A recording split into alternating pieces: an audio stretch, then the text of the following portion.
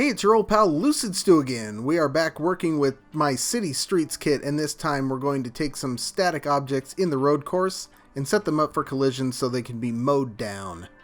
If you want to follow along, you can find this scene in the Dreamiverse with all of the changes shown in this video. It is called City Streets Sample Kit that is public listed and fully remixable. The first thing we'll do is access the menu for the group, which is our car, and we will give that group a label under the Labels and Ownership tab so that we can tell all of the crashable stuff in the road course what to react to. We'll go with Machine, which is apt, but really you could have chosen any label for this type of setup. The label name doesn't make any difference as long as you use it consistently across gadgets. The first thing I'll do is go around the course and inspect the things that can be crashed into and destroyed. Our prime candidates here are traffic signals and street lights that are not protected by K-Rail. Since we will be changing these objects from non-movable to movable and they will end up subject to the physics engine, we also want to make sure that they aren't overlapping other sculptures so we don't end up with weird behavior like light poles rocketing into space. So these poles here that are overlapping K-Rail will need to be corrected. We can also see the awnings on some of these building facades also pose a potential problem, and there are several like that on this particular building. This map contains dozens of impact barrels, many clustered around light poles, so we'll eventually need to check those carefully as well. We're getting back to our first traffic signal and we'll start making the logic to accomplish this. We'll put everything into a microchip to make it easily portable so we can stick it on every object we want to affect. A simple rule of thumb for Dreams logic is to think of what you want to happen and then pick the gadget which most closely matches. So the first thing we want to do is find out when something has impacted this light pole. Impact sensor sounds like a good match, so let's try this one. When we open this impact sensor, we're going to see lots of options for impact types. Some are more rigorous than others. For instance, touches and scrapes sound like they'll trigger fairly easily. We want this pole to go over if we hit it hard. Remember, we've set the car up with the machine label. Since we only want the car to be able to cause this action, we will remove all of the other labels in the sensor so that only the car impacting this pole will cause something to happen. I'm doing this in a slightly wrong order, but I think the thought process is worth seeing. We're going to open the menu for the traffic signal group, and one of our options is movable. And if you think about it logically, when the car impacts the pole, we want it to be able to move. Until then, we want it to stay in place.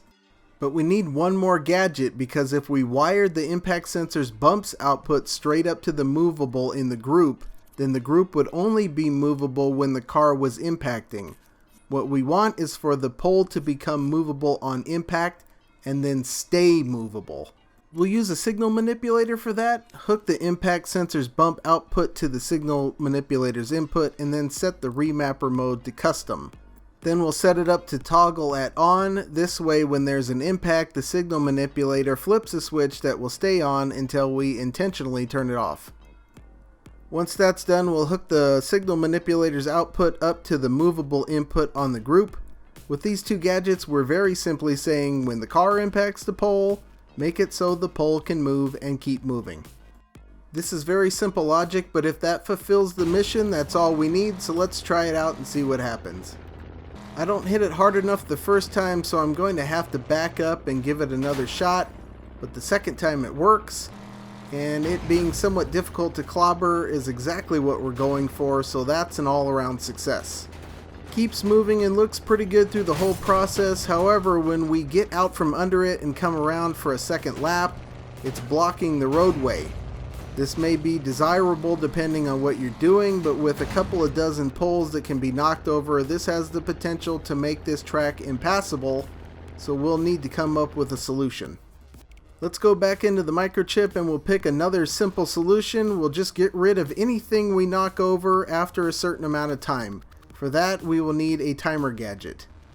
We will start the timer on impact, so we'll wire the output of the signal manipulator to the timer's start timer input. We want to give the pole plenty of time to reach the ground, but not so much that it's still there when we come back the next lap. So let's pick a nice round number, like 10 seconds. When the timer is done, we want to destroy the object, so we will hook the timer finished output into the power of a destroyer gadget. And since this microchip is surface snapped to the light group, the destroyer will automatically affect that. Let's give it a shot and see what happens.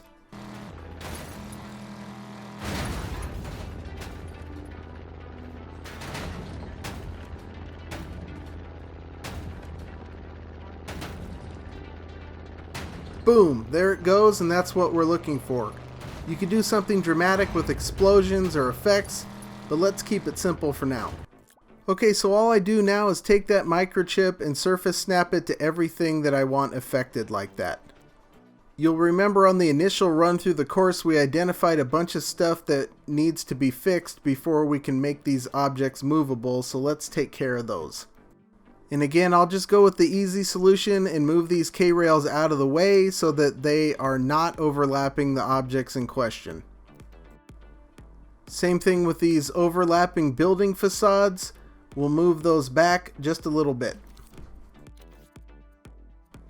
We want to make sure these impact barrels aren't overlapping. They would almost surely be launched. We don't have to worry about those otherwise because they are set to always be movable.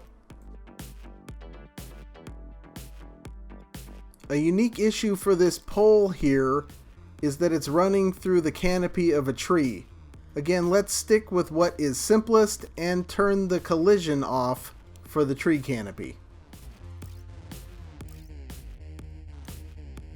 Then we'll clear out the rest of the lap and finish placing microchips.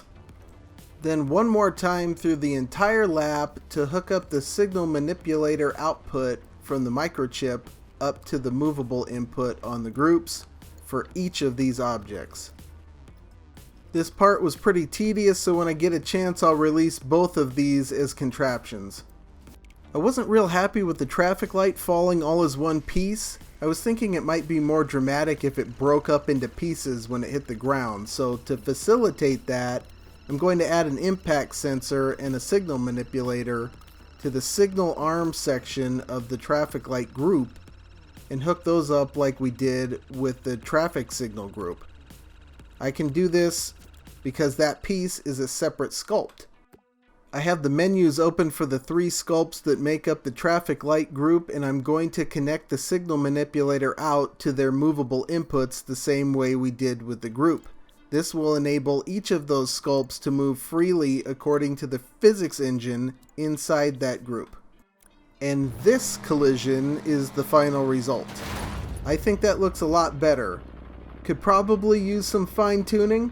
Maybe the street light at the top doesn't need to disconnect, and maybe we give it a few more seconds before it disappears, but that's one step closer to a destructible race course. And you don't have to stop there. You could apply this to K-rails and barriers as well and just have stuff flying everywhere.